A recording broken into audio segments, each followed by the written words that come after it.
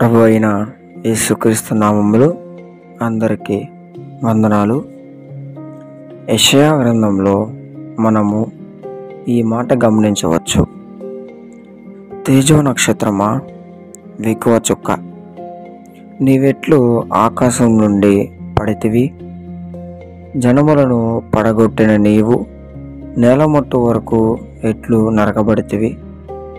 నేను ఆకాశంలోకెక్కిపోదును, దేవుని నక్షత్రములకు పైగా నా సింహాసమును హెచ్చింతును. ఉత్తర దిక్కున ఉన్న స్వభావ పర్వతం మీద కూర్చుందును, మేఘమండముల మీద కెక్కుదును. మహోన్నతునితో నన్ను సమానునిగా చేసుకుందునని నీవు మనసులో అనుకుంటేవి కదా. నీవు పాతాళమునకు, నరకంలో ఒక మూలకు త్రోసివేయబడితివే. ఇదంతా ఎవరి గురించి చెప్పారు అంటే, మన భద్రశత్రువు అయిన సాతాను గురించి. మీరు పాపంలో పడినప్పుడు వాడు మీతో ఇలా అంటాడు, నీవు పాపం చేసావు, దేవుని దగ్గరికి వెళ్ళకూడదు, పాపులు దేవుని ఎదుట నిలవలేరని దేవుని వాక్యం సెలవిస్తుంది కదా అని బైబిల్ వాక్యాలు నీకు తెలియజేస్తాడు. నీవు ఎలా దేవుని దగ్గరికి వెళ్తావు?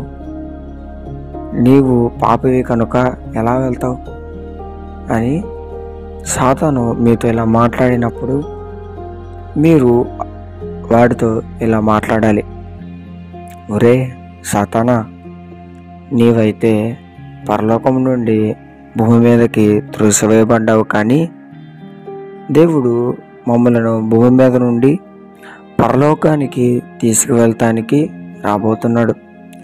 నీవైతే నరకంలో ఉంటావు, నీవు పాపం చేసావు, గర్వంతో నీ మనసు నిండిపోయింది, కానీ మాకు పాపక్షమాపణ ఉంది, నీకైతే లేదు. మేమైతే మరణించినా కానీ మరలా తిరిగి లేస్తాం, మాకు రెండవ మరణం ఉండదు. కానీ నీకైతే ఒకటే మరణం, అది నిత్య మరణం, నరకాగ్నిలోనే ఉంటావు. నీకైతే తీర్పు మాత్రం ఒకటే ఉంటుంది. కాబట్టి మనం ఏం చేయాలంటే, వాడు పాపం చేశాడు, మనం కాదు, ఆ పాపాన్ని తీసుకొచ్చి మనకి అంటించాడు. మనం ఏం చేయాలంటే ఆ పాపంని దేవుని ఎదుట ఒప్పుకొని ధైర్యంగా నిలబడి సాతానుతో పోరాడాలి. తేజో నక్షత్రం వాడిటి వరకు దేవదూతలకి అధికారి, కానీ ఇప్పుడు నరకంలో ఒక బానిస. జ్ఞాపకం చేసుకోండి, వాడు మనల్ని ఎన్నిసార్లు నిరుత్సాహపరిచినా వాడి విషయమై వాడిని గుర్తు చేయండి.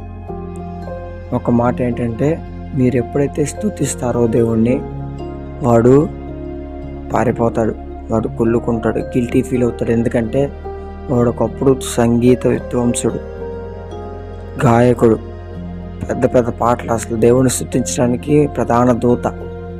కాబట్టి వాడికి ఇప్పుడు అవకాశం లేదు, మనకి ఇచ్చాడు అవకాశం. దేవుని స్తుతిస్తే వాడు వెరితనంగా ఫీల్ అయ్యి వెళ్ళిపోతాడు. కాబట్టి మీరు స్తుతించండి, ప్రార్థన చేయండి, వాక్యం చదవండి. వాడు ఎప్పుడైతే ఈ మాటలు నువ్వు పనికిరావని చెప్పి మాట్లాడతాడో, మీరు అప్పుడు వానితో మాట్లాడాలి. ఆమెన్.